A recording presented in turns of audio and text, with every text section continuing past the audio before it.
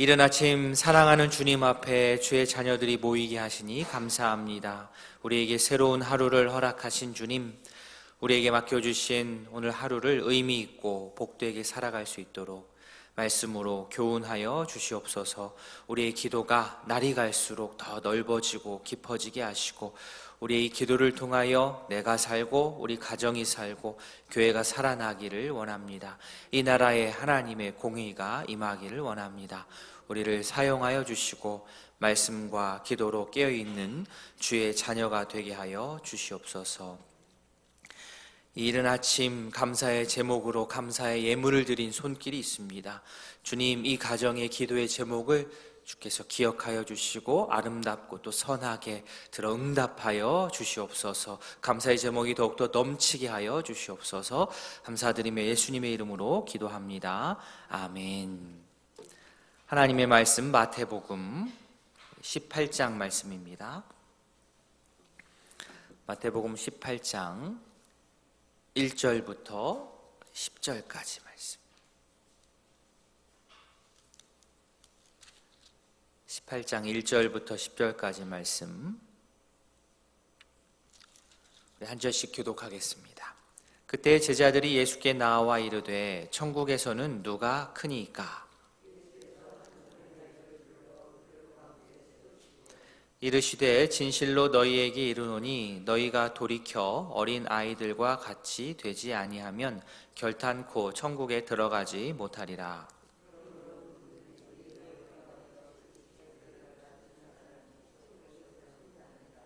또 누구든지 내 이름으로 이런 어린 아이 하나를 영접하면 곧 나를 영접함이니,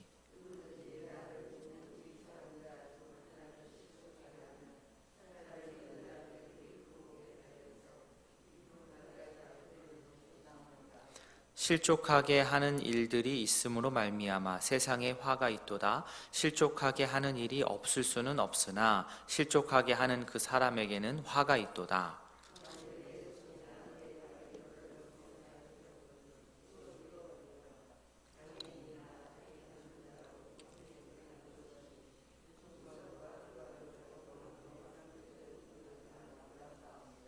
만일 내 눈이 너를 범죄하게 하거든 빼어내버리라. 한 눈으로 영생에 들어가는 것이 두 눈을 가지고 지옥불에 던져지는 것보다 나으니라. 삼가 이 작은 자 중에 하나도 업신여기지 말라. 너희에게 말하노니 그들의 천사들이 하늘에 계신 내 아버지의 얼굴을 항상 배움느니라. 아멘. 예수님 곁에 있었던 제자들은 천국을 아마도 세상 나라처럼 그렇게 좀 이해를 했던 것 같습니다. 그러니 1절에서 천국에서는 누가 가장 큽니까? 그죠? 천국에서는 누가 가장 큽니까? 이런 질문을 했던 것이죠. 천국에서 예수님의 제자인 자신들이 어떤 역할을 맡게 될까? 어떤 위치에 서게 될까? 어떤 위치를 차지하고 어떤 힘을 갖게 될까? 이러한 기대도 또 궁금증도 있었던 것 같습니다. 그런 그들에게 예수님은 한 어린아이를 불러서 그들 앞에 세우시고 이렇게 실물 교육을 하셨습니다. 천국에서 누가 가장 큽니까? 라는 제자들의 질문에 예수님은 먼저 3절과 같이 말씀을 하십니다. 너희가 돌이켜서 앞에 세워진 어린아이죠. 어린아이들과 같이 되지 아니하면 결단코 천국에 들어가지 못한다.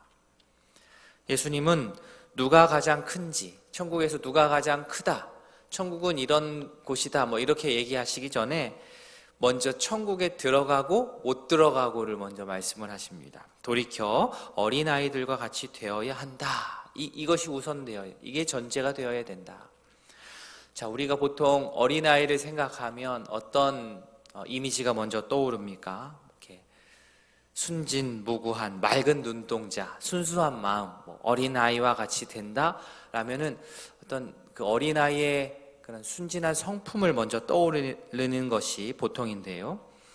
오늘 본문의 상황에서는 예수님께서 이 어린아이의 어떤 순진무구함을 생각하시면서 어린아이와 같이 되어라라고 말씀하시는 것은 아닙니다. 그것은 아닙니다. 예수님께서 여기서 어린아이를 실예로 든 이유는, 원래 이유는 무엇이냐? 당시에 이 사회에서 어린아이들이 받았던 어떤 그 대접, 그것을 염두에 두고 어린아이와 같이 되어야 된다라는 말씀을 하신 겁니다. 즉, 당시에 이 어린아이들이 가장 낮고 또 낮은 그런 계층이었던 것이죠. 그러니까 어린아이처럼 순수하게 되어라, 이게 아니라 어린아이처럼 정말 낮은 곳으로 내려가야 된다. 그런 말씀을 하시니 제자들이 특히 천국에서 내가 어떠한 높은 위치에 내가 설 수 있습니까? 내가 어떠한 힘이 있는 자리를 갈 수 있습니까? 라고 기대하고 생각했던 그들에게 예수님께서 가장 낮은 계층이 어린아이처럼 되지 않으면 안 된다 라고 말씀을 하시니 얼마나 이 충격이 컸겠습니까? 어린아이들의 낮은 자리로 스스로 내려설 때 진짜 천국이 가능해진다. 예수님의 말씀입니다. 제자들이 예상하고 기대했던 것과는 완전히 180도 다른 예수님의 답변이었습니다.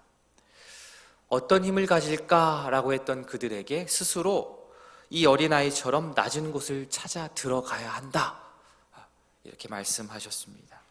천국에서 정말로 크고자 한다면 예수님의 이러한 역설적인 교훈의 말씀을 우리가 새겨 들어야 합니다. 다른 사람 위에 내가 군림하려는, 내가 누구를 지배하려는 그러한 욕망, 그러한 생각들은 완전하게 버리고, 이기적인, 나를 먼저 생각하는 이기적인 생각은 버리고 오히려 그들을 위해서 내가 낮은 자리로 내려오는 것을 마다하지 않는 사람이 천국에서 어떤 자요? 큰 자입니다. 천국에서 큰 자는 바로 그런 사람입니다.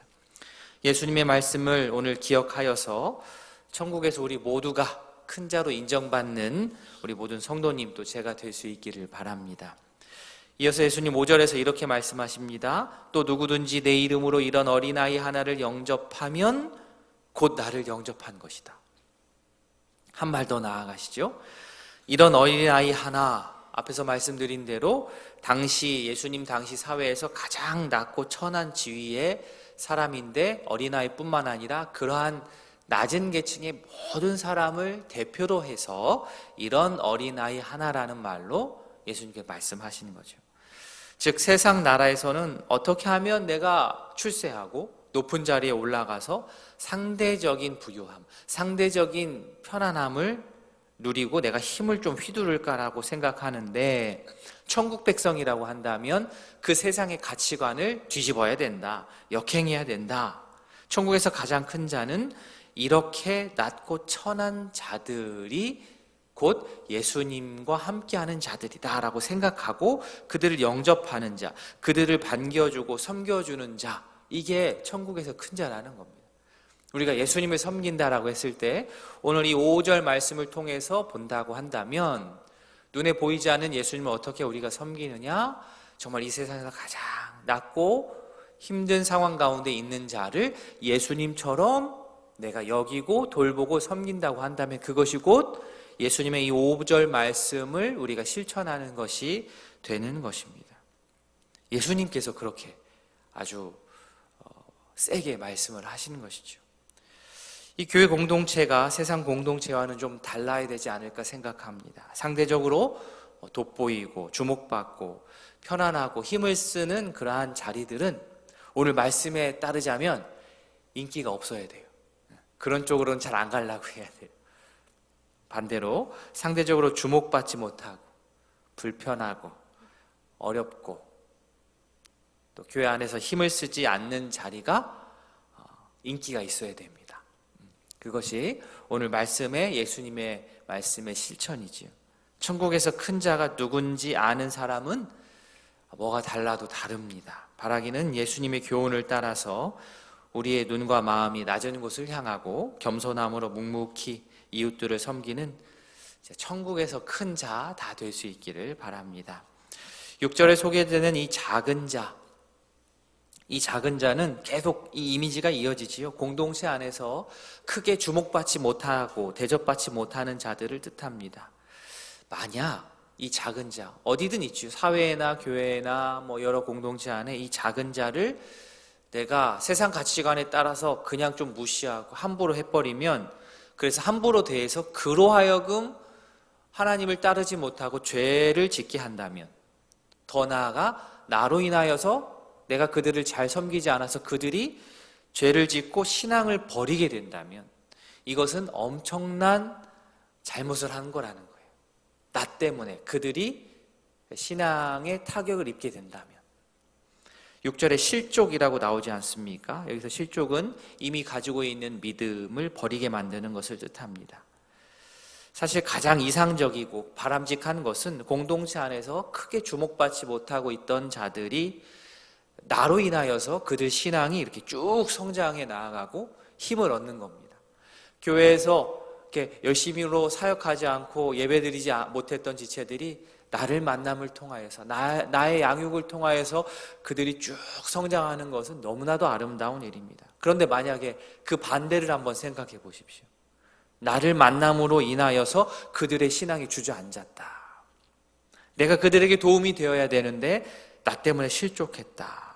이 문제가 얼마나 심각한지 예수님은 6절에서 연자맷돌이 그 목에 달려서 깊은 바다에 빠뜨려지는 것이 낫다라고까지 아주 센 말씀을 하셨습니다.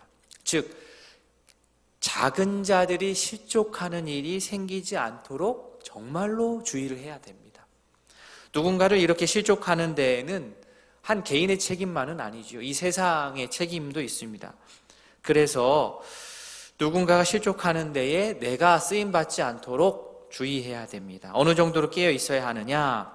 내가 계속 누군가를 계속 실족하는 일이 계속 벌어진다라고 한다면 스스로 내 손과 발을 찍어버려서 그 행위를 멈추겠다라는 각오까지 해야 되는 거예요. 조금 기괴하고 무섭기는 하지만 예수님께서 말씀하시는 의도는 나 스스로 실족해서 죄를 짓는 것도 내 스스로 조심하고 피해야 되지만 더 경각심을 가져야 될 것은 다른 이들이 나 때문에 죄를 짓는 일이 생기지 않도록 하자는 겁니다. 물론 여기서 손과 발을 찍어내는 것을 문자적으로 받아들이셔가지고 실천하면 절대로 안 됩니다. 만약 예수님의 이 말씀을 문자적으로 받아서 우리가 실천한다 한다면 여기 있는 저를 포함해서 모든 분들 손과 발, 눈이 성한 분 한 분도 안 계실 거예요. 사실 손과 발이 무슨 잘못입니까? 내 마음과 생각이 잘못이지요.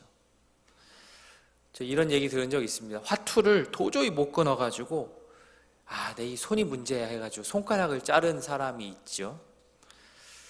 몇 년 뒤에 찾아가 보니까 어떻게 합니까? 발가락에다 화투 껴가지고 화투를 쳤습니다. 무슨 말이냐? 손가락이 문제가 아닌 거죠. 그렇게 될 수밖에 없었던 중심 마음과 생각이 뿌리 뽑히지 않으면 여전히 그쪽으로 달려가게 됩니다. 그만큼 천국과 같은 공동체를 이루어 살아갈 때에 작은 자를 실족시키는 것이 우리 안에 벌어지지 않도록 어린 아이와 같이 우리의 마음이 낮아져야 합니다. 10절에 나오듯 이 작은 자 중에 하나라도 업신여기지 말아야 합니다. 그들 모습 속에 누가 계신 거예요? 예수님이 계신 겁니다. 교회를 이루며 살아갈 때 누군가를 실족하게 하는, 누군가를 걸려 넘어지게 하는 역할을 우리가 맡지 않기를 바랍니다. 다른 사람이 죄를 짓도록 직간접적으로 도움을 주는 일을 우리가 하지 않기를 바랍니다. 우리의 입을 지혜롭게 단속하기를 바랍니다. 어떻게 해야 됩니까? 오히려 우리는 누군가의 걸림돌이 아닌 디딤돌이 되어야 돼요. 저는 이 표현 정말 좋아하거든요. 누군가의 걸림돌이 되지 않고 디딤돌이 되어서 나를 통하여서 주변의 지체들이 신앙의 성장이 될 수 있도록 나 때문에 나를 디딤돌 삼아서 예수님을 더 잘 알 수 있도록 그러한 사람들, 바라기는 우리 모두 걸림돌이 아닌 디딤돌 역할을 잘 감당하는 예수님 닮는 주의 백성 될 수 있기를 진심으로 소원합니다.